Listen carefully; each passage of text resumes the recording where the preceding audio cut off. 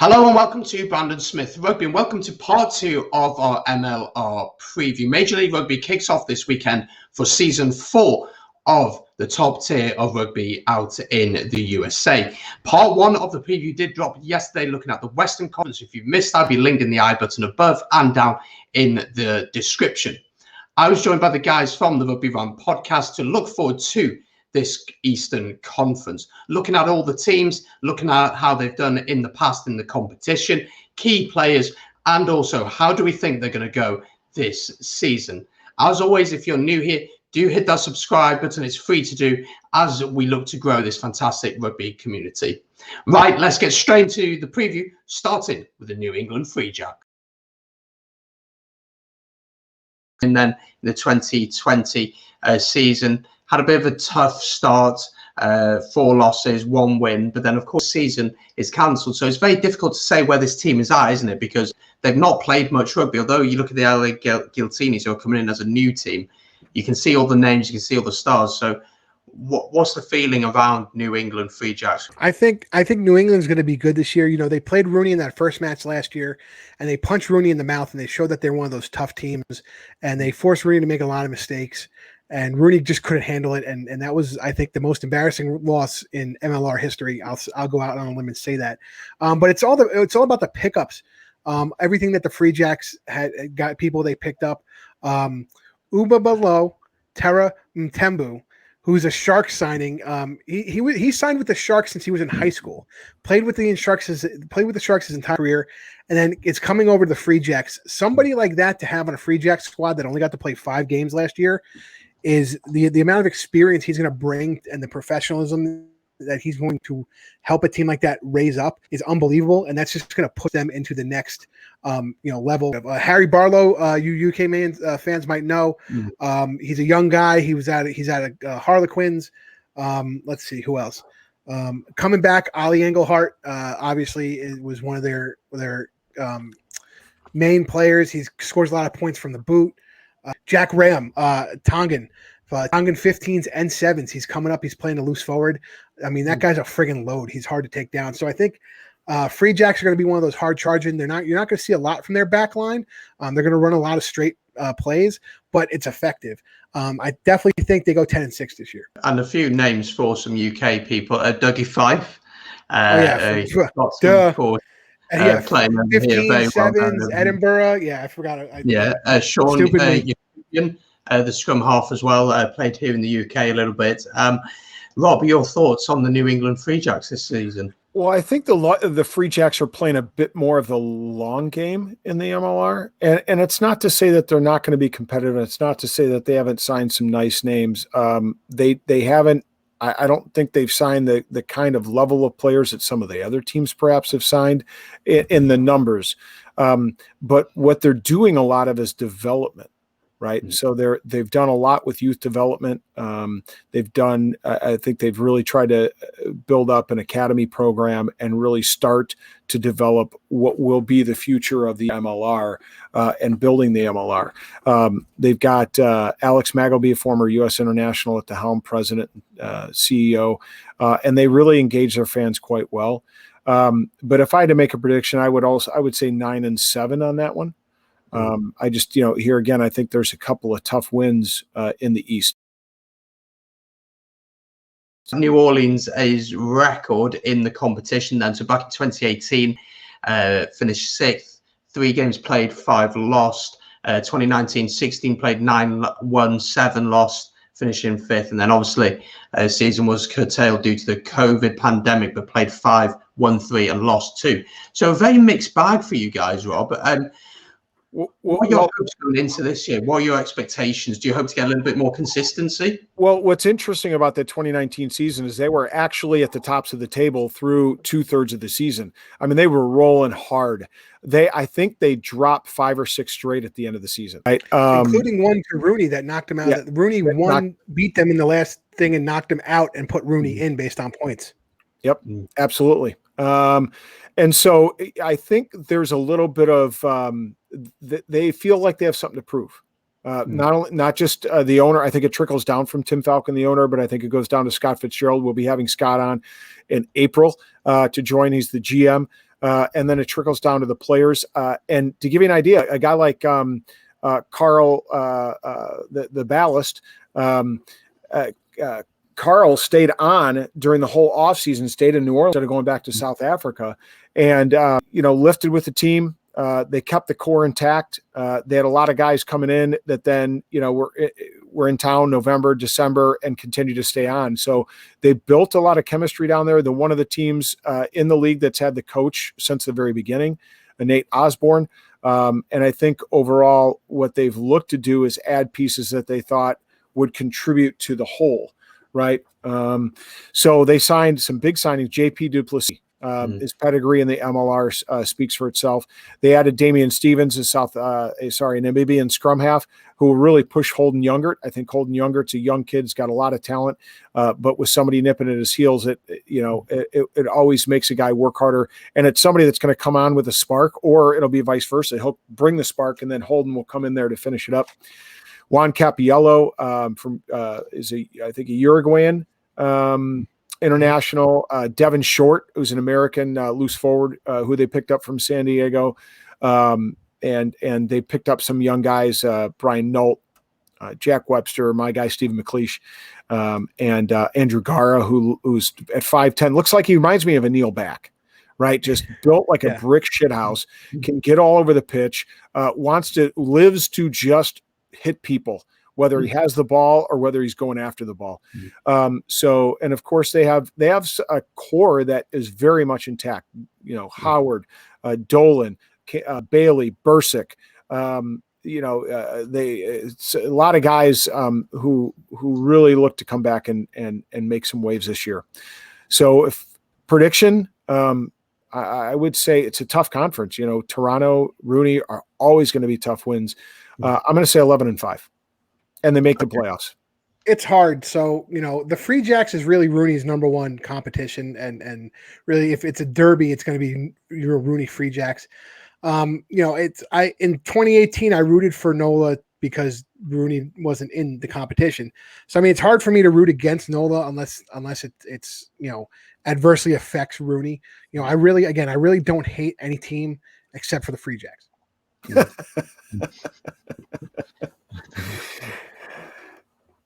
And Scott will tell you if any guy goes from Rooney to the Free Jacks, they are absolutely dead to the big guy. There's been one, Matt Workin. He's dead to me. Don't talk to me.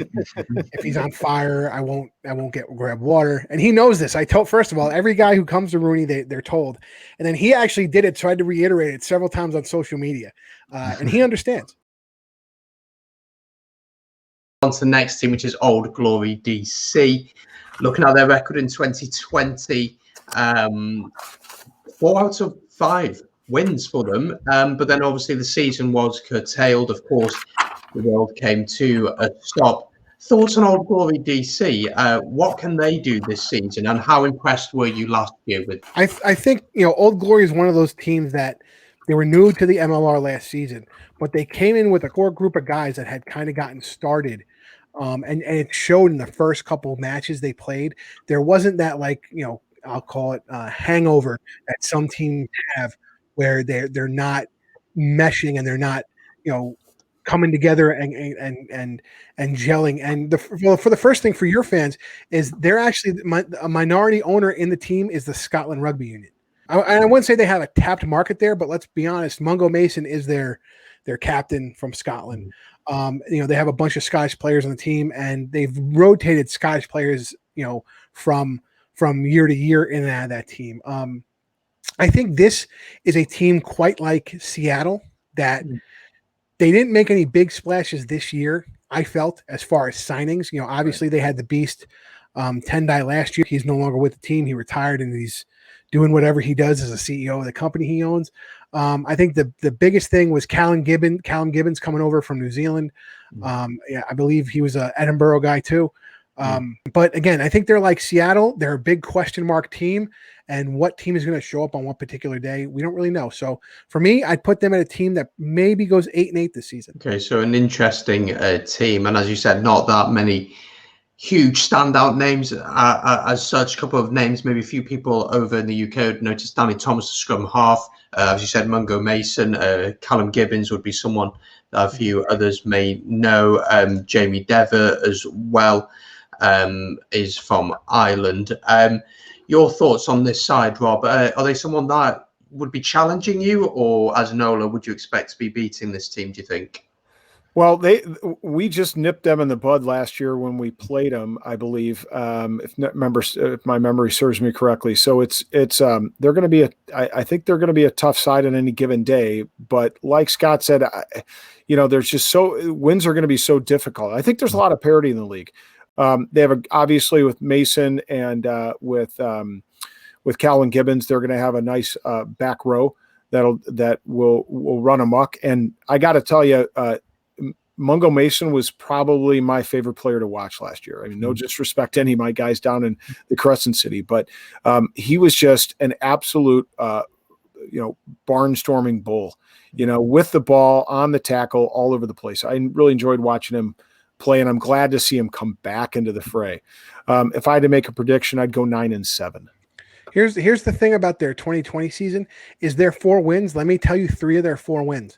Seawolves, Sabercats, Gilgronis, and those are 3 teams we talked about that didn't have great seasons in 2020. Right. Their one loss was the first week at New Orleans, and then their last win was against a Rugby ATL team. But I got to be honest, it had already kind of been decided. One, it was a close match. I think it was 3 points or 2 point deciding, but also I think it was one of those where people had heard or seen the writing on the wall about they're going to cancel the season next week. Mm-hmm. And so I'm wondering if that had anything to do with ATL's performance. ATL had a lot of foreigners on that team, so I could just see anxiety getting to them as far as, well, what are we going to do if we can't get home and this and that and the other thing. So I think their 4-1 record isn't as strong an indicator of what they're going to do. It's all about you now. Rugby United, New York. 2019 finished 4th, winning 11 out of the 60 matches and losing 5, losing the semi-finals narrowly 22-24 to the Legion. And then last year, of course, season was cut short. 3 wins out of 5, 2 losses. For 2021, I think the biggest thing is what's going to happen with international test matches, and I'll tell you why. They have 1, 2, 3, 4 guys that are definitely going to be selected for the Eagles. They have a 5th one in, so we'll go through that real quick. That's Nick Savetta, Nate Brakely, Hanko Hermesice, and Dylan Fawcett are going to be selections for the Eagles no matter what.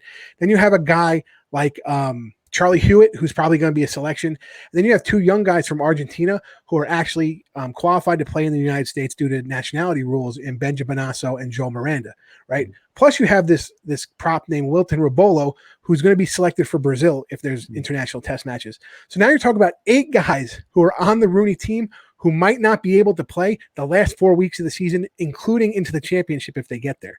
Think about that for a second. You see it with the 6 Nations, but 6 Nations is kind of broken up, and there's kind of enough guys spread around, right, for it not to be a killer. And you obviously the play comes down when you're missing those starters. But imagine you're definitely missing 4 starters, and you can miss another 4 guys out of a squad of, let's say, 35 to play. So what does that really do for you? What that tells me is let's hope that test season doesn't start as early as they want it to happen. And I think Rooney can run the table in the Eastern Conference. I think they can go 12-4. They just, like I said in the beginning of the show, their coach had to step down. Now we have Marty Veal. Your fans might remember Marty Veal. He was a London Wasp for a long time. He's a great coach. He would have been a head coach anywhere else in the MLR, but he wanted to stay in New York, and he was the assistant coach. Now he's the head coach. I mean, we got guys like Andy Ellis coming in. Nick Savetta just signed. We have our core guys, Dylan Fawcett, who's not only the captain of Rooney, but also one of the leaders of the Eagles. Nate Brakely, again, perennial USA Eagle. Hanko Hermesice, perennial USA Eagle. You got Cara Pryor, a good flanker coming in from New Zealand. Ben Foden, I don't know if you guys know him. Apparently he's I think a fullback out of England. Ben Foden, I'm not sure. Can't remember the name. No. Yeah, and then they actually got a couple guys from the islands. Wait, you guys have heard this name from Fiji Sevens already, but he's going to make a name for himself in the MLR. It's Apanisa Kakobalavu. He's a Fijian wing, and I got to be honest, you see guys play, and when you see a new guy play, you always take notice. But he went into contact, and the dude is fearless. Doesn't stop moving his legs, and I don't know if it's just a natural thing or is something he learned as a sevens player, and it's helped him in the 15s game, which sometimes you don't see that translate. But man, he's going to be tough to go down. And Troy Lockyer, who's actually United States eligible, but he's an English kid, played at UC Berkeley, has been I think his debut last year for Rooney was 2 tries and like 200 something meters in his debut. So you got to watch out for him as well. Yeah, that's really important for the league. Rob, your thoughts on Rugby United New York? Is there anything left I can say? No, but in all honesty, I think Scott is 100% right. I mean, to Rugby Atlanta, let's talk about them quickly because we've only got 2 teams left. 2020 played 5, won 2, lost 3. Obviously, then season cut short, so we haven't seen all that much from them.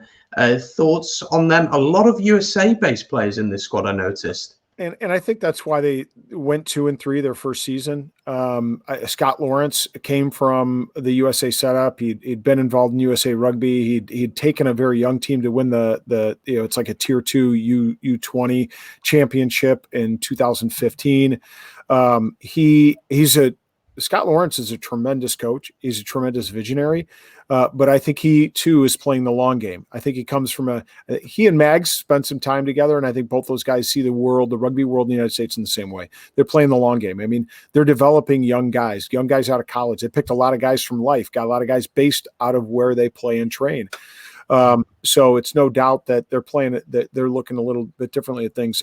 Chance Wagalewski, one of our first guys we had on the show, love Chancey, USA cap player. Alex Maughan, also USA cap player. Connor Keys, a Canadian cap player. Matt Heaton in the same realm there with 28 caps. And of course, the big guy loves his Ross Deacon, right? Ross the boss, baby. Yeah. Jeremy Masegalu, that's one of the young guys, USA player that called the Missile, had a great year last year on the wing, and I look for him to do really good things. It's really hard to tell what they're going to do. I don't know that they had the firepower that was added in the offseason like some of the other teams, and so I'm kind of looking at probably an 8-8. Yeah, I agree with that assessment. I think another name you guys got to look out for, especially in the UK, is Jonas Petracopoulos. I think he's Danish by origin, but he's eligible to play for USA Eagles. I don't think he would be a selection this year, but I think he's going to get a real good look next year when he's a really young kid. But I wouldn't be surprised if somebody, some academy team out of the Prem or even, Zebra, to be honest, pick him up and say, we want to move him along. He's a great young player. I believe he's going to be starting across from Chance, which is a big deal because ATL had a really good front 3 last year, and their backups were even good. It was one of those things where it was, besides Chance, it was hard to figure out who was going to start. So for him to break into that as one being a new guy, he played on Rooney last year and only really I think he got 1 start against Rooney, to come in and not only get picked up by Atlanta and then to show that he's going to start. It's going to be good. But again, I think they go 8-8, and Rob hit it right on the head. Life University is in Atlanta, so they get to pick up a lot of those Life grads. A lot of them are Americans. A lot of them are Eagle eligible. So I think that's kind of where, if it's easy pickings, why not pick it, right? I mean, if you don't have to send people all around the world to find somebody and they're right at your doorstep, that's what you're going to do. Exactly, and it builds an easy pathway then for other players to come through, and that's important for all the sides. Predictions then, we've had Rob say 8-8. Scott, what are you saying? I'm looking at that squad, and I think it's going to be a tough season for them. I think they might be 6-10. I'm wondering, they have a lot of toss-ups. They're going to have a lot of toss-ups, and it's going to come down to a lot of who has possession last. So that's why I'm doing 6-10. I'm going to say some of those swing games don't go their way. Final team, and obviously Major League Rugby USA, but one team in Canada, Toronto Hours, but obviously not based in Canada over this season. 2019 got to semi-final, but lost to eventual winners Seattle Seawolves, and then last year won 4 out of their 5 opening games, only losing the one game. Thoughts on Toronto? They've been pretty good so far in the MLR, you'd have to say. Yeah, no, they've been really good. And the thing is, they're getting all those Canadian players. So they're getting a lot of their Canadian internationals playing together. And you see that through their synergy. So last year I got to see Toronto do an open practice with Rooney up in Buffalo. They kind of met halfway. And that's what I noticed while New York was rather disjointed because all their players had just come together. A lot of these guys from the Toronto Arrows live in the area. They can practice together in the off season. So they kind of come together rather quickly. And I want to say their one loss last year was to Raptors at the end. And I think it came down to the death. And I think it was controversial. Rob, we got to ask Ty. I'm pretty sure it was controversial, the loss. So they might have been 5-0 if the ball bounced their way, which is what San Diego was. I mean, so you could have seen what was kind of happening maybe if we got to continue. But this year they got a lot of South American players. I mean, you're talking 1, 2, 3, 4, 5. Yeah, 5 Argentinians. 1, 2, 3 Uruguayans, 1 Irish, 1 South African, one New Zealander. So I feel like they've broken up a little bit of their players. And what you've also seen too is some Canadian players disperse among the United States teams, which is something that I didn't feel happened in 2019 or 2020. So like DTH dispersing and things like that. So I think Toronto, while they had people leave, they had a lot of people come in. Ben Lesage at center is always good. Thomas De La Vega, the Argentinian at flanker, his partner Lucas Rumball, who's the captain, Canadian. So I think it might be tough because they're going to be away from their families. But Toronto Arrows, like I said, their teams have always bought in like almost an us versus the world type mentality, being the only Canadian team. And now that they have to play in Atlanta, I think they can hold it together. So I think in the beginning of the season, they're going to do great. And I wonder how it's going to play out for them at the end of the season. There is the possibility that they get to go back into Canada. It's kind of like a week by week situation from them. But I think if they stay in Atlanta, they might taper off at the end. So I'm going to put my prediction for them at 10-6. I think they can get to 10-6. Have a shot at that playoff, but I'm not sure if it's going to really happen at the end of the season. We're just going to have to wait and see. This is the first really big shock, I'd say, for the MLR is them having to play in Atlanta. And I wonder what exactly how that's going to affect them. Yeah. One of the guys I like too is Steph Dutoit.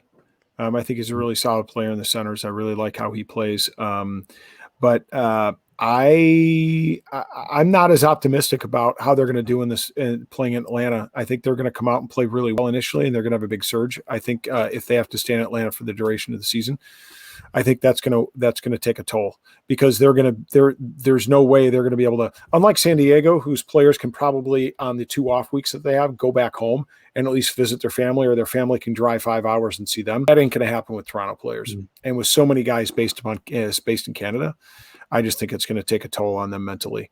And at the end of the season, that's where they're going to taper off. So I'm going to go with 9-7. Yeah, we spoke about a couple of players involved in the Six Nations who decided not to be involved because of the same issue. They'd have to be within a bubble and for a lot less time than these Toronto players going to have to do. So there we go. That was our preview of Major League Rugby for the Eastern Conference. As always, if you did enjoy, feel free to hit the subscribe button.